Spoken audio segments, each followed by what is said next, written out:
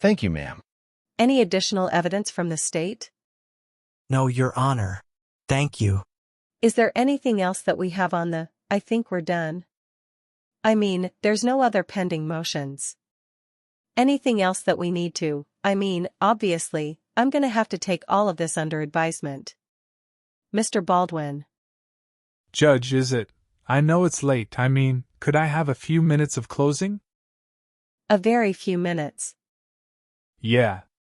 Thank you. I want to spend that time focused on what happened WH and Chris Cecil went up.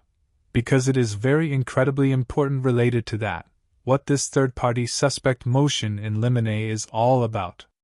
What happened there is that, at 4:33 a.m., that phone was turned on, and it's hard to follow, and that's, at 4:33 a.m., the phone turned on, connected. It was not connected to the tower, and then, at 4:33 a.m., it was turned on and connected to the tower. That is a reasonable way to view what Chris Cecil said. And because of that, because of the alibi of Brad Holder that they depend on is over. It is arguable that Brad Holder was at the gym at 2 a.m. while they're bringing the body there so that he can say that, in case they get caught, and then he shows back up. At 4:33 a.m., that phone was turned on. That is arguable based upon Chris Cecil's testimony, and because of that, Judge, everything else that I talked about, pales in comparison in a way to that very moment in time when Chris Cecil testified, and I hope that. I know it's hard to understand but that was very, very vitally important, and I want the court to know that. So with saying that, I will sit down. Mr. McClelland. Judge, much of what I would argue is in our motion, the case law cited there. I don't think the defense has made the connection of a direct, material nexus for anybody to the crime scene.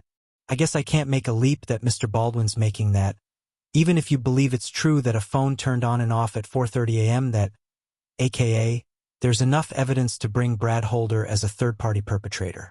So I've got more of a closing, Judge, but it's late and I'll just rest on the motion that we filed and ask the court to consider everything and move forward from that way, Judge. All right.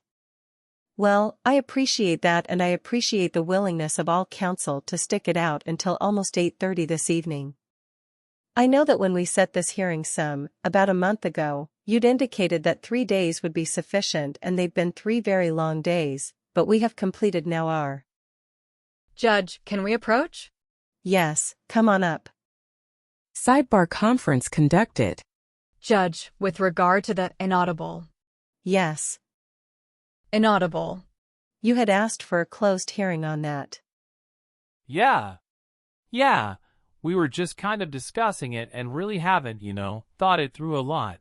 But if the court has some concern on that issue, you can direct us to how you want to address that. I'm not really. We just didn't talk about it in any detail. No, it's just that. So I'm not really sure what you're getting at, or what you're trying to accomplish. Well, my concern was that your client has indicated that he's having difficulty with counsel, because he wants to plead guilty but counsel isn't letting him do that. We all know that that is his decision. Yeah, sure. So that jumped off the page at me. Ms. Diener, inaudible. Inaudible. Okay. Well, that changes things. That offer has been extended? Inaudible. Okay. So this, clearly, an offer. This is a discussion to be held. Yeah, I agree with that. Okay.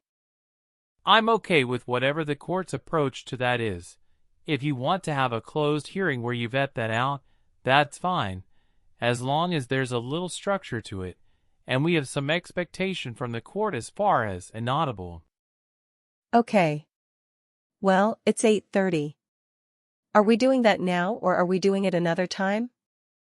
I would much like to do it another time so I can look at the material and talk to our client, and then why don't you give me some idea of what you're trying? I'm sorry, I'm just not really sure. What are you suggesting? There might be a conflict of interest or something? No. I am suggesting that your client has indicated to somebody on that record that he's having trouble with counsel because counsel isn't listening to him because he wants to plead guilty, but counsel won't let him plead guilty. We all agree that that's not your decision to make, that's his decision to make. Oh yeah, absolutely. So if he wants to plead guilty, he is absolutely entitled to do that. My understanding was that no offer had been extended for there to be transmitted, but now I'm hearing that an offer was extended, and that has not been transmitted to Mr. Allen? Okay, but there's been no. Okay. There's been no formal offer made, Judge. I offered. Inaudible.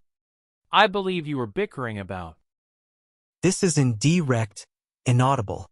About a discussion where we inaudible. Inaudible. Well, excuse me, Mr. Baldwin, but that was a record submitted by you, attached to your motion to suppress. Sorry, Judge, you're right. Inaudible. I assume, well, that's neither here nor there. So yes, we need to have a hearing, because we need to put that, inaudible. Inaudible. So it's hard for me to, inaudible. So this part can be inaudible. We can do it here. Let's do it here, that's fine. Inaudible. Well, it doesn't matter to me. Whatever works for you guys and gals, but it's clearly an issue that needs to be resolved, 'cause there seems to be some disagreement if an offer is extended or not extended. There's been no offer extended. There's been no offer. Okay. There was an email, inaudible. That's not an offer. Inaudible. They send formal written offers, some prosecutors. Inaudible. Well, we can. This is too late. Yeah. We're all frustrated. Okay. So why don't we just step back? I had one thing we've not addressed that I need to address, not up here, out there. Sidebar conference concluded. Okay. So we will address the issue that we discussed up here at the bench at another time. I would like to inform counsel, I know that the sheriff is here and his chief deputy is here. Mr. Allen, clearly, has been transported back to Carroll County, is being housed. I don't know where the sheriff is housing him, but he's in the custody of the Carroll County Sheriff. I had the opportunity, after our first day of hearing, to review defendant's motion for safekeeping, to vacate the safekeeping order, the affidavit that was submitted by counsel, and based on that affidavit and the testimony of the current Sheriff FF and the arguments of counsel, I'm going to grant the motion to vacate the safekeeping order in full. I'm going to remand Mr. Allen back to the custody of the Sheriff of Carroll County. The Sheriff of Carroll County has the constitutional authority to protect Mr. Allen, however the Sheriff wishes to do that. I trust his judgment and he will take the appropriate measures to ensure that Mr. Allen is safe. I will notify the Department of Correction of the change of his circumstances. Clearly, it's 8:30 at night, Sheriff, I don't have a formal written order to provide to you. I do have the change of commitment paperwork from the Department of Correction. I will attach a formal written order to that and get that delivered to you sometime tomorrow, but he is remanded back to your custody. Thank you, Your Honor. And then, the other issue. Thank you, Your Honor. We'll talk about, hey, folks, we're still working. We're still working. When do you want to address the other matter that we've chatted about? Actually, now that he's gonna be a little closer, it'll be a little easier to talk to him. So I would say next week maybe. Why don't you talk with him, you, Mr. Rossi, talk with your client, and then, counsel, you get together and make a decision how you want to proceed and let me know. Okay. Very good. Give me a date. Thank you. All right. Mr. Baldwin, thank you. Nothing further? We are off the record. This concludes the proceedings had at motions hearing conducted July 30th through August 1st, 2024, in this cause.